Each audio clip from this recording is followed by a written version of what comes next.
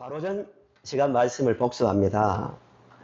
8장 9장에는 10가지 이적을 마태가 의도를 가지고 모아놨다고 했습니다. 마태복음은 시간 순서를 따라 기록한 게 아니라고 말씀드렸죠. 주제가 있습니다. 그 대부분의 이적을 모아놨는데 그 목적은 예수님께서 우리를 구원하러 오신 구원자다. 그 이야기를 하는데 더 중요한 것은 어디에서 어떤 상태에서 우리를 구원하러 오신 구원자라고요? 죄입니다. 오늘 본문도 죄 이야기입니다. 마태복음 1장부터 28장까지요. 많은 이적이 일어나는데 뭐 족보 이야기도 하고 그 다음에 사탄을 쫓아낸 이야기도 하고 많은 이야기를 하는데 한 가지 이야기를 하는 거예요. 이 당시에 유대인들은 예수를 믿었습니다. 단 한 사람도 저는 가짜라고, 눈속임이라고, 저 병 고침, 귀신 쫓는 거는 우연이야, 이렇게 말하는 사람은 한 사람도 없었습니다. 믿었다는 거예요. 그러니까 여러분 병 고칠 때 예수님 능력 있지요, 이 말 하려고 기록한 게 아니라 이 사건을 통하여 예수님은 우리를 죄에서 구원하러 오신 분임을 말하고 싶은 거예요. 예수님께서 예루살렘에 들어가실 때 유대인의 꿈은 거기였잖아요. 구원자가 예루살렘 성전에만 들어가면 다 된다 이거예요. 언제 들어갈까 하루하루 손꼽아 기다렸던 사람들이 그 시대 사람들이에요. 예수님께서 예루살렘에 들어가실 때, 나귀 타고 들어가실 때 모든 사람들의 반응이 어땠습니까? 호산나, 호산나 외치잖아요. 감격이 있죠. 확신이 있죠. 눈물이 있고요. 기쁨이 있습니다. 종려가지를 흔들고 자기 겉옷을 벗어서 땅에 깔아줍니다. 왜요? 왕이니까, 구원자니까. 그분은 우리의 구원자입니다. 열광했습니다. 그랬던 사람들이, 마태도 거기에 포함됩니다. 베드로도 포함되고요. 그러다가 가만히 보니까 이상하게 상황이 흘러가거든요. 뭐 잡혀가지고 신분당하고 침뱉음 당해도 꼼짝 못하고 또 눈이 가려져서 조롱당하는데 결국 당하면서 십자가에 달리셨습니다. 그때 어떻게 합니까? 예수님을 저주도 하고 조롱도 하고 입을 삐죽이면서 비웃습니다. 아이고, 당신이 구원자냐? 우리도 구원자로 믿었다 한때는. 근데 지금 얘 그 모양이냐? 구원자라면 증거를 보여라. 내려와서 밑에 있는 사람들을 처단하든지 뭘 해보아라. 다 돌아섰다는 거예요. 마태의 자기 고백입니다. 나도 그 무리 중에 하나였다. 왜? 구원자로 믿었지만 죄에서 구원하러 오신 그 구원자를 알지 못하기 때문에 나는 그런 오해를 했다는 겁니다. 오늘 이 시대에도요, 그런 믿음을 가진 사람들이 의외로 많이 있습니다. 유럽은 말할 것도 없고요. 유럽은 초토화됐습니다. 죄에서 구원하러 오신 예수 이러면요, 입을 삐죽입니다. 유학을 간, 독일이나 영국에 유학을 간 우리 선배들이 그 이야기를 하면요, 무시간 동양인이라고 비웃습니다. 베드로와 바울을 통해서 복음을 믿었던 그들이 그렇게 된 것은 예수를 구원자로는 인정하지만 죄에서 구원한 구원자로 믿지 않기 때문에 그런 일이 발생하는 겁니다. 우리나라에도 그게 들어오고 있습니다. 10대, 20대로 가면 갈수록 이 진리가 들어가지 않습니다. 예수는 인정하지만 예수를 통해서만 죄에서 구원받아 천국 간다는 말은 더 이상 들리지 않는 시대가 되었습니다. 무서운 시대입니다. 마태복음 1장부터 28장은 죄에서 구원하러 오신 예수. 성경 전체의 이야기는 죄에서 구원하러 오신 그 예수 이야기입니다. 이제 본문으로 들어갑니다. 본문은 간단해요. 중풍병자가 있었는데 병세가 너무 심해가지고 들것에 들려서 예수님께 나옵니다. 몇 명이 들고 나왔습니까? 마가는 네 사람이라고 숫자를 의도적으로 강조합니다. 성경을 보실 때 그 단어 하나하나를 잘 보셔야 돼요. 그냥 들고 왔다, 그래서 고침 받았다 하면 되는데 숫자를 마가는 말하고 있어요. 왜 네 사람이라 할까를 주목해야 되고요. 왔는데 사람들이 너무 많은 거예요. 너무 많으니까 접근이 안 될 정도입니다. 그래서 지붕으로 올라가서 지붕을 뚫고 달아 내려서 예수님 앞에 나왔습니다. 예수님께서 네 사람의 믿음을 보고 병을 고쳐주시는데 충격적인 말을 합니다. 충격적인 말. 오늘 이 시대에 소위 말하는 지성인들이 들으면 거부감을 느낄 만한 그 말을 하는데 5절을 보십시오. 같이 읽어보실까요? 시작. 내 죄사함을 받았느니라 하는 말과 일어나 걸어가라 하는 말 중에 어느 것이 좋겠느냐. 이 말이 나왔냐면은 3절에 있는 대로 작은 자야 안심하라 내 죄 사함을 받았느니라 라고 2절이죠. 2절 죄 사함을 받았느니라고 말을 합니다. 충격입니다. 충격. 왜 충격이냐 하면은 죄 사함은 누구만 할 수 있는 일입니까? 하나님만 할 수 있는 일입니다. 맞죠? 우리도 인정해야 됩니다. 하나님만 하실 수 있는 일을 예수님이 하시니까 충격을 받는 겁니다. 그때 예수님께서 그 마음을 아시고 생각해 보라고. 병 고치는 게 쉽겠느냐? 죄를 사했다는 말이 쉽겠느냐? 그러나 나는 이 병 고침을 통해서 내가 죄를 사하는 권세가 있는 줄 알게 하겠다 하시고 병을 고쳐주셨습니다. 이게 본문의 이야기의 줄거리입니다. 조금 전에 네 사람이 들고 왔다는 것을 강조하는 이유는 복음서에서 이 당시에 예수님을 둘러싸고 있었던 사람들은 예수님이라면 능히 병을 고칠 수 있다는 뭘 가지고 있다는 것을 말해주고 싶습니까? 그 병을 고칠 수 있는 구원자라는 것을 인식하고 있다는 것을 말해주고 있는 거예요. 한 사람이라면 특별한 사람만 예수님에 대해서 그런 믿음을 갖고 있다고 하지만 네 사람은 일반적인 모든 사람이 그랬다는 것을 말해주기 위해서입니다. 왔는데, 그래서 고침을 받았는데요. 죄 사하는 권능이 있는 자란 증거로 병을 고쳐주셨는데, 그 문제는 이거예요. 예수님께서 이 땅에 오신 목적이 죄에서 구원하러 오신 것이라고 말씀드렸는데, 이 사실을 믿으려면 죄가 뭔지를 바르게 정의를 내려야 됩니다. 죄가 뭡니까? 스스로 속으로 한번 정의를 내려보십시오. 죄가 뭘까요? 각 종교마다 다 죄를 다룹니다. 불교도 다루고 힌두교도 다루고 이슬람도 다 죄를 다루는데 성경이 말하는 죄의 정의를 바르게 내려야만 십자가의 의미가 제대로 다가오게 되어 있습니다. 죄가 뭐냐? 성경이 말하는 죄, 하나님을 믿지 않는 겁니다. 죄가 뭐라고요? 죄가 뭐라고요? 하나님을 믿지 않는 거예요. 이 말을 듣는 순간 대부분의 불신자들은 거부감을 갖습니다. 아니, 자기의 자유로운 생각과 양심의 선택을 따라 살아가는 것도 죄인가? 이렇게 나옵니다. 성경은 그것을 죄라고 단호하게 말합니다. 이 말이 동의가 되려면요, 창세기를 아셔야 됩니다. 그래서 창세기가 먼저 있는 거예요.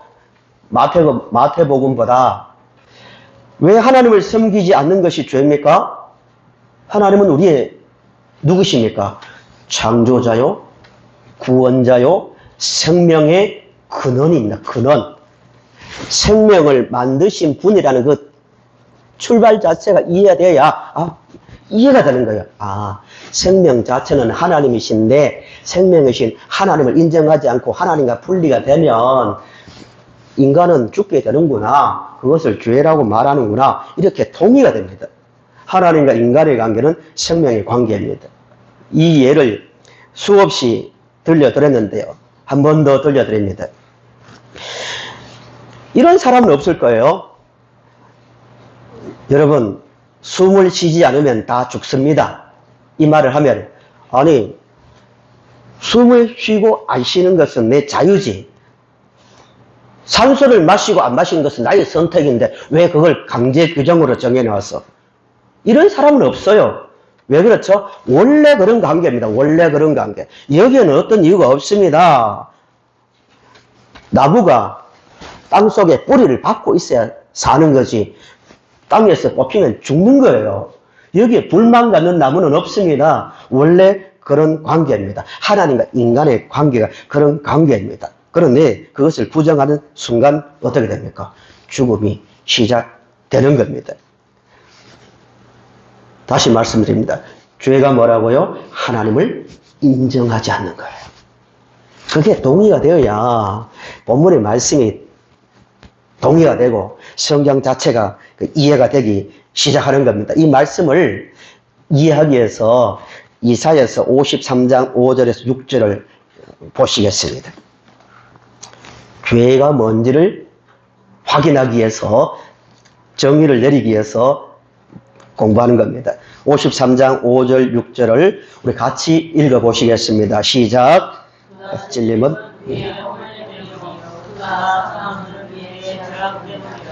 그가 진리를 알므로 우리는 하늘만을 노리고 그가 채찍에 맞음으로 우리는 나가. 예, 여기까지요. 그가 진리는 우리의 무엇 때문에? 허물.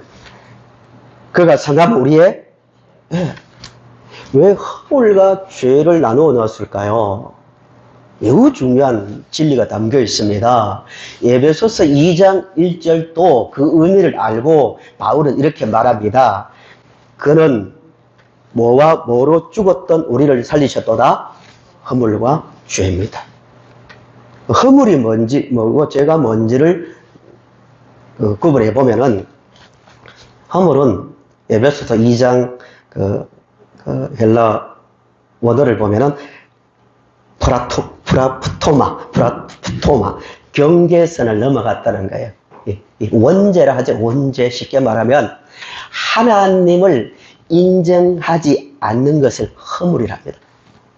프라프토마. 인간의 자리는 하나님을 생명의 주로 알고 하나님을 하나님으로 섬기는 그 자리에 있을 때 인간이 생명이 유지되는 거예요.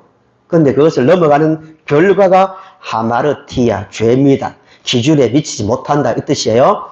아무리 하나님과 인간의 관계가 깨어졌는데 허물이 되었는데 그 상태에서 아무리 노력해도 인간은 하나님께로 나갈 수 없는, 하나님이 정하신 법에 순종할 수 없는 상태에 빠졌습니다. 왜요? 마음 자체가 썩었기 때문입니다. 병들었기 때문입니다. 이 말씀을 잘 풀어주는 것이 로마서 1장 18절에서 32절인데요.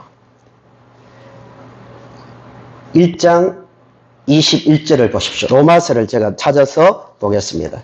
로마서 1장 21절. 우리 같이 읽어보실까요? 시작. 하나님을 알되 하나님을 영원하게 아니하며 감사하지도 아니하고 오히려 그 생각이 허망하였으며 미련한 마음이 어두워지나니 스스로 예, 여기까지요. 21절이 허물에 대한 이야기입니다. 하나님을 인정하지 않는 그 결과가 어떻게 나옵니까? 감성, 지성, 존재 자체가 다 파괴됩니다. 예를 들면 이런 거죠. 냉장고가 있는데 냉장고 안에 많은 것이 들어있습니다. 냉장고. 그런데 코드가 뽑히는 순간 냉장고 안에는 어떤 현상이 일어납니까? 안에 있는 게 썩어집니다. 맞죠? 하나님과 인간의 관계가 그렇단 말입니다. 생명의 관계인데 하나님, 인간 존재 자체가 하나님과 관계, 하나님을 인정하지 않으면 그때부터 부패하게 되고 그 부패 현상들이 로마서 1장에 보시면 온갖 더러운 모습으로 막 나타나기 시작하는 거예요. 그 모습들이 24절부터 보세요. 그러므로 하나님께서 그들을 마음의 정욕대로 더러움에 어떻게 했다고요? 내버려 두었다고요. 허물된 상태로 하나님을 떠난 인간을 그대로 두었다는 거예요. 그러니까 죄의 지배를 받음으로 몸을 서로 욕되게 하셨으니 이는 그들이 하나님의 진리를 거짓으로 바꾸어 피조물을 조물주보다 더 경배하고 섬김이라. 주는 곧 영원히 찬송할 이시로다. 아멘 하면서 우상을 섬기게 되고 죄의 지배를 받게 됐고, 26절.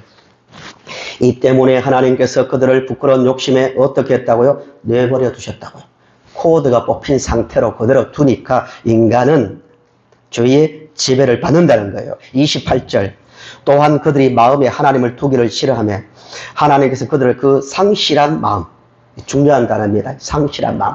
하나님을 떠난 모든 인간은 상실된 상태에 있습니다. 마음이 타락한 상태가 되었습니다. 내버려 두사 합당하지 못한 일을 하게 했다. 이게 허물이고요. 그 다음에 죄는 29절부터 나오는 현상입니다. 원인과 결과의 문제라는 겁니다. 죄가 뭔지가 정리되었죠. 하나님을 인정하지 않는 것이 죄입니다. 경계선을 넘어간 거예요. 인간이 되기를 포기한 상태가 된 거고, 그 현상, 그 결과가 허물에서 죄로 나타나는데 온갖 죄의 모습이 현상으로 나타나는 거예요. 이게 죄의 지배를 받고 있는 인간입니다. 그러면 이 죄에서 벗어나서 하나님께로 다시 돌아가서 하나님과 관계가 회복되는 방법이 무엇인가? 인간이 일단 그걸 인정해야 되죠. 모든 인간은 죄 가운데 있다. 로마서로 말하면 율법 아래 있다. 죄에서 스스로 벗어날 수 없는 거예요. 죄에서 벗어나서 하나님께로 돌아가야 사는데 하나님께로 돌아가는 방법이 성경에서는 없다라고 분명히 말합니다. 인간의 힘으로는 하나님께로 돌아갈 수 없는 거예요. 의로우신 하나님께로 다시 돌아갈 수 없는 겁니다. 그 이야기를 창세기 3장 22절에서 24절에서 말씀하고 있습니다. 보시기 바랍니다. 이 구절도 여러 번 찾은 구절입니다. 예수님께서 이 땅에 오신 목적을 아는 데 있어서 중요한 구절입니다. 제가 읽어보겠습니다. 아담과 하와가 죄를 지은 다음에 에덴 동산에서 쫓겨나는 장면입니다. 여호와 하나님이 이르시되 보라, 이 사람이 선악을 아는 일에 우리 중 하나같이 되었으니 그가 그의 손을 들어 생명나무 열매도 따먹고 영생할까 하노라 하시고, 여호와 하나님이 에덴 동산에서 그를 내보내어 그의 근원이 된 땅을 갈게 하시니라. 이같이 하나님이 그 사람을 쫓아내시고 에덴 동산 동쪽에 그룹들과 두루 도는 불칼을 두어 생명나무의 길을 지키게 하시니라 라고 말합니다. 질문 하나 드리겠습니다. 인간이 생명나무 열매를 먹고 영생하면 좋은 일입니까? 나쁜 일입니까? 창세기 1장부터 3장에서 대부분 이단이 나옵니다. 생명나무 열매를 먹으면 좋은 일입니까? 나쁜 일입니까? 열매 먹는 자체는 좋은 일이겠지만 지금 이 상태에서 다시 에덴 동산으로 돌아가서 그 열매를 먹고 영생하면 이거는 복이 아니라 저주입니다. 왜냐하면 죄의 지배를 받고 있는 인간이 다시 에덴 동산에 들어간다 하더라도 그 공동체는 어떤 모습으로 나타날까요? 살인과 저주와 도둑질과 그런 모습이 나오고요. 언제 허물이 있기 때문에 죄의 현상이 나오는 거예요. 그 다음에 내면적으로 불안과 두려움, 이기심, 또 죽음, 이 온갖 모든 상태에 있기 때문에 오래 살면 살수록 복이 아니라 저주이기 때문에 고통 속에서 영원토록 살아있기 때문에 하나님께서 막아주신 거예요. 너희들 죄를 지었으니까 마땅한 벌을 받아야지, 나가! 이게 아니라는 거예요. 반대로 생각하면 안 됩니다. 하나님은 사랑의 하나님인데요.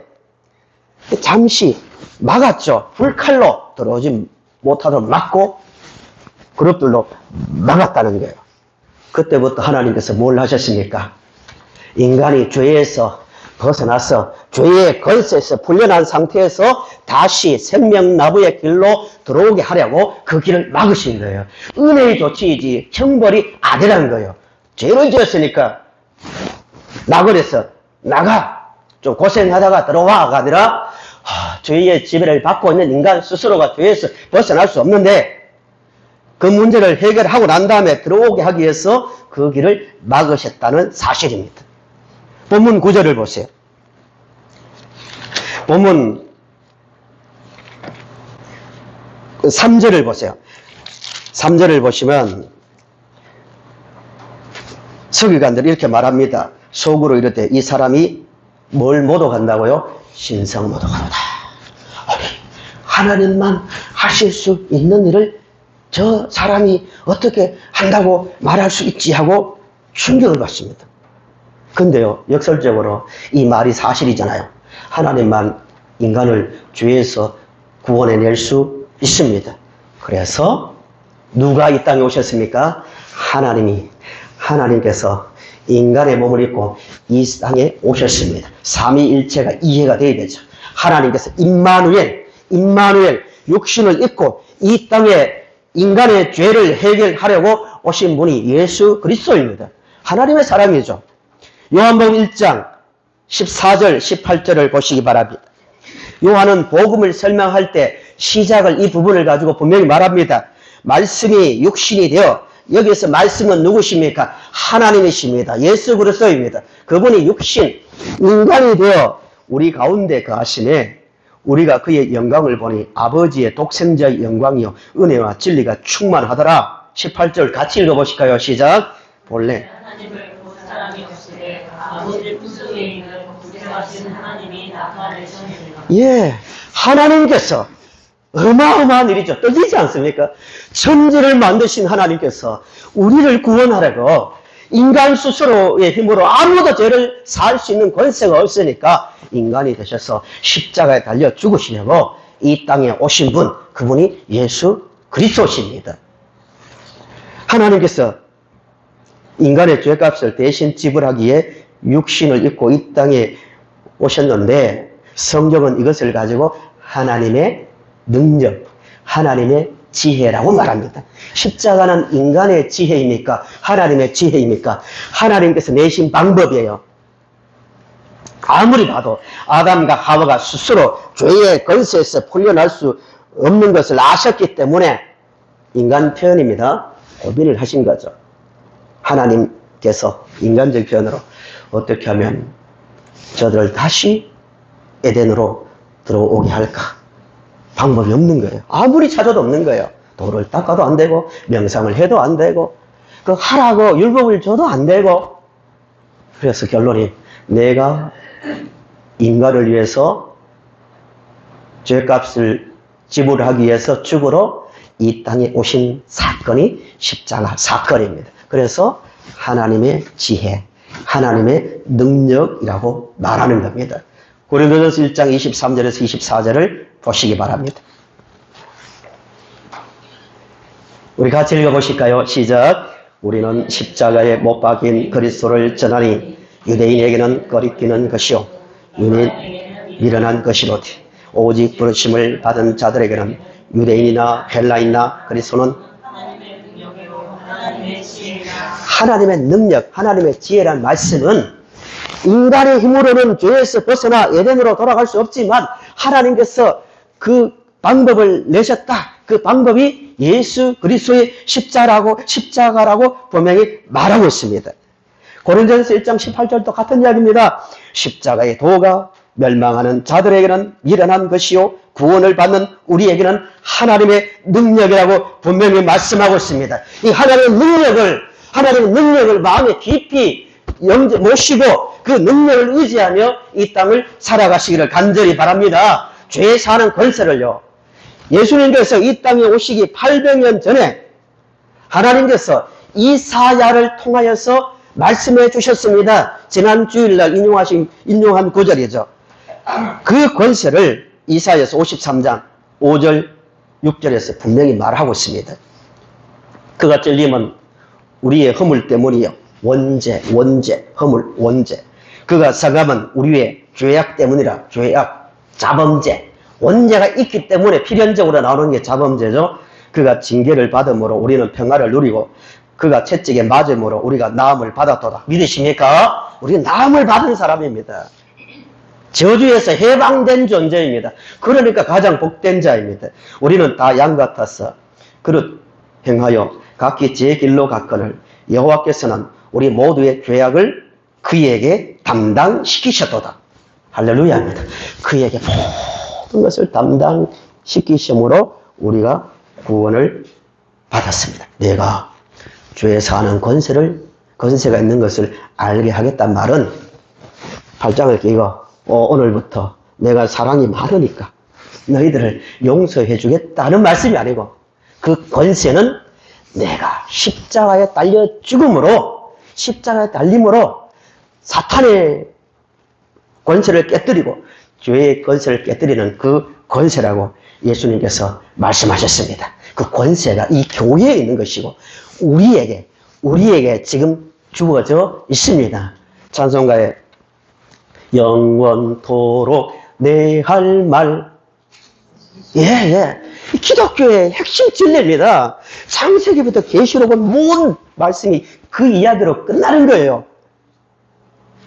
그 이후에 구원받은 이후에 어떻게 성장할까, 어떻게 교회 생활할까가 좀 나와 있는 거지. 근본 핵심은 영원토록 내 할 말 예수의 피밖에 없는 겁니다. 예수라는 그 길로 걸어가면 그 인생은 그 자체가 복된 인생이요 승리하는 인생입니다. 요한복음 14장 6절 암송해 보실까요? 같이 읽어봅시다. 시작. 예수께서 이르시되 내가 곧 길이요 진리요 생명이니 나로 말미암지 않고는 아버지께 오를 자가 없느니라. 어디로 가는 길입니까? 막았던 두루도는 불칼로 그릇들로 막았던 그 길을 하나님께서 열어주셨습니다. 예수 그리스도를 통하여. 그래서 내가 하늘에서 내려온 인자는 하늘에서 내려온 내가 하나님이다. 내가 너희들에게 그 길을 열어주려고 왔다. 그래서 그 길을 열기 위해서 십자가 달려 죽었다. 그러므로 내가 길이다. 그 길로 들어오는 살아있는 산길이라고 말씀합니다. 무슨 길이라고요? 생명나무로 들어가는 길입니다. 계시록 마지막 장에 이렇게 말씀하고 있습니다. 계시록 22장 1절에서 5절을 보시면요. 또 그가 수정같이 맑은 생명수의 강을 내게 보이니 하나님과 어린 양의 보좌로부터 나왔어. 어린 양의 보좌로부터. 이 장면이 어디를 지금 생각하면서 기록하고 있습니까? 창세기 3장을 뒤집어서 말하고 있는 거예요. 에덴에서 쫓겨났던 인생이 이제는 어린 양의 보호자로부터 나오는 생명, 그 생명을 이루어놓은 그 길로 들어가는데 그 길 가운데로 흐르더라. 강 좌우에 무슨 나무요? 생명나무. 생명나무가 있어. 12가지 열매를 맺되 달마다 그 열매를 맺고 그 나무 잎사귀들은 만국을 치료하기 위하였더라. 다시 저주가 없으며 하나님과 그 어린 양의 보호자가 그 가운데 있으니 그의 종들이 그를 섬기며 그의 얼굴을 볼 터이요 그의 이름도 그들의 이마에 있으리라. 다시 밤이 없겠고 등불과 햇빛이 쓸데없으니 이는 주 하나님이 그들에게 비치시매라. 그들이 세세토록 왕노릇하리로다. 아멘. 우리는 이 은혜를 이미 누리고 있습니다. 정신 바짝 차리고 예수께서 열어놓으신 그 생명길로 우리는 걸어가야 됩니다. 지금 세상이 무시무시한 세속의 바람이 불고 있는데요. 인본주의의 바람이죠. 예수 그리스도의 십자가를 말하면 고리타분한 신학을 가지고 있는 사람, 무식한 사람이라고 취급받는 시대가 하루가 다르게 되어져 가고 있습니다. 그러나 우리가 생명을 얻고 영원한 나라에 들어가는 유일한 길은 예수 그리스도께서 열어놓으신 십자가의 그 길밖에 없는 겁니다. 그런 점에서 우리는 이 땅을 살아갈 때 갈수록 허무한 인생을 사는 것이 아니라 더 큰 소망의 삶을 살고 있는 겁니다. 세상 사람들을 보면요, 죄송하지만 인간이 아무리 아름답다고 하지만 저처럼 멋있고 성도님처럼 아름답다고 말하지만 시간 문제입니다. 50, 60, 70, 80, 90 넘어가면 어떻게 됩니까? 점점 육신은 약해집니다. 잘 들리지 않고 보이지 않고 몸은 약해지고 입맛도 없어지고 피부는 점점 쪼글쪼글해지고 이렇게 되는 게 인간 아닙니까? 예수 밖에 있는 인생들은요, 시간 속에서 점점 무너져가고 후퇴합니다. 소망 없는 거예요. 그러나 우리의 삶은 어떻습니까? 예수 안에 있기 때문에 이 확실한 하나님의 능력으로 구원을 받은 우리는 날마다 육신은 약해지지만 날마다 소망은 더 커지고 삶은 더 의미가 있어지는 거예요. 그 삶을 우리가 살아가자고요. 고린도후서 4장 16절에서 17절 마지막으로 말씀을 보겠습니다. 우리 인생이 되어야 됩니다. 중풍병자는 예수를 떠난 모든 인생을 상징하잖아요. 그런 인생이었던 우리가 이제는 고린도후서 4장 16절에서 17절 우리 한 번 더 읽어보겠습니다. 시작. 그럼 화면 나오지 않았습니까? 제가 읽어드릴게요. 그러므로 우리가 낙심하지 아니하노니 우리의 겉사람은 낡아지니 우리의 속사람은 날로 새로워지는도다. 우리가 주목하는 것은 보이는 것이 아니요 보이지 않는 것이니 보이는 것은 잠깐이요 보이지 않는 것은 영원함이로다 라고 말하고 있습니다. 분명히 이 땅을 살아갈 때 우리는 약함을 경험하고 낙심한 일도 만나지만 그의 반비례해서 우리의 속사람은 날로 새로워집니다. 왜요? 예수 그리스도 안에 있기 때문입니다. 이 확실한 사실을 생각하면서 예수 안에서 항상 감사하고 기뻐하면서 이 땅의 환경을 뛰어넘는 소망의 삶을 살아가는 생명나무로 들어가게 된 그 기쁨을 가지고 살아가는 신앙생활이 될 수 있기를 바랍니다.